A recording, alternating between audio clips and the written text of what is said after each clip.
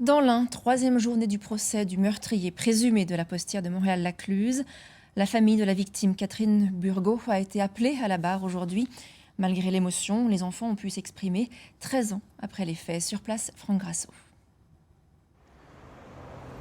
Oui, il y a d'abord eu le témoignage de Cédric, le fils de la postière. Il a le même âge que l'accusé Mamadou Diallo. D'ailleurs, ils se sont croisés au collège de Montréal. À l'époque des faits, ils avaient tous les deux 19 ans et Cédric passait un partiel à la fac de Lyon et il n'a appris la nouvelle qu'en fin de journée, une fois son examen terminé. Et là, tout a été d'une violence extrême, a-t-il expliqué. Mais il s'est préservé. Avant le meurtre, il envisageait de revenir vivre dans le Haut-Bugey, d'y passer sa vie même, mais il a préféré, au bout du compte, vivre à Lyon. Et Cédric explique, moi encore, j'ai eu la chance d'être élevé par ma mère. Ma sœur n'a pas eu cette chance. Justine avait 8 ans en 2008, 21 aujourd'hui. Et malgré le temps, elle a toujours beaucoup de mal à parler de sa maman, sa deuxième partie, comme elle explique. Écoutez leur avocate en parler. On a pu percevoir véritablement la souffrance de ces deux enfants, à des âges différents de leur vie, la nécessité qu'ils ont eue de se couper de ça, de perdre leurs souvenirs d'enfance, c'est terrible. Difficile d'imaginer ce qu'ils ont vécu effectivement, d'autant que leur père, l'ex-mari de Catherine Burgot, a en plus été inquiété à un moment dans cette affaire. Dans une enquête criminelle, le premier soupçonné, c'est l'entourage. C'est normal, c'est comme ça. Les enquêteurs, ils me l'avaient dit de toute façon. Ils m'ont dit de toute façon, on va faire notre travail. Ils l'ont fait comme il faut. Ils ont tout exploré, tout fait. Et si vous voulez, l'accusé aujourd'hui, c'est pas moi. L'accusé, il est dans le box. Voilà. Enfin, autre témoignage sensible du côté des parties civiles, celui de Gilles, le compagnon de Catherine Burgot. N'oublions pas que la postière était enceinte de 5 mois. D'une nuit parfaite, on passe à un cauchemar complet, quoi. Quoi vous dire, je sais pas d'autre mot, c'est un cauchemar. Donc maintenant, ce qu'on attend, c'est que justice soit faite. Il manque quelqu'un du côté des parties civiles, c'est Raymond Burgot, le père de Catherine Burgot. Il était là lundi dernier, il n'a pas pu revenir aujourd'hui en raison de son état de santé. Il n'a pas pu parler à la barre. Et si l'affaire de la postière de Montréal-Lacluse est aujourd'hui connue du grand public, c'est en partie grâce à Florence Aubenas. La journaliste du Monde a écrit un livre sur le sujet, un roman intitulé L'inconnu de la poste.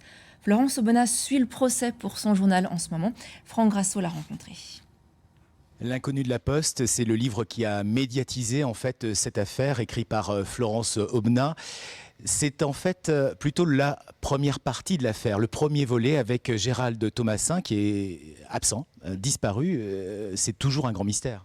C'est toujours un grand mystère et c'est vrai que jusqu'en 2020, où il a ce non-lieu, l'affaire, son visage, c'est cette affaire, c'est-à-dire son visage d'acteur par définition, sa figure couverte de cicatrices, sa personnalité tellement particulière, donne les couleurs du dossier.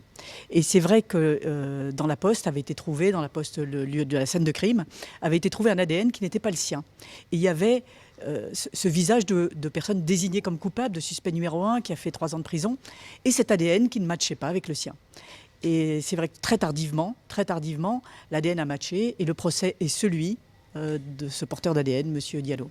Alors ce matin, ce sont les enfants de Catherine Burgot qui ont parlé devant les assises, un moment assez lourd, évidemment. Oui, c'est toujours extrêmement émouvant. Et ce que j'ai trouvé extrêmement fort, c'est que ces deux enfants étaient là et ont raconté comment ils se sont construits sans leur mère et en essayant en réalité de l'oublier. Et d'oublier cette enfance heureuse parce que c'était trop difficile. Je pense en particulier à Cédric qui, lui, est parti, a changé de ville, a changé d'endroit parce que se promener dans Montréal-Lacluse, c'était voir se tourner sur soi des regards qui sont « tiens, voilà le fils de la victime ». Et essayer de trouver une autre identité que celle-là. J'ai trouvé ça bouleversant et très courageux de sa part.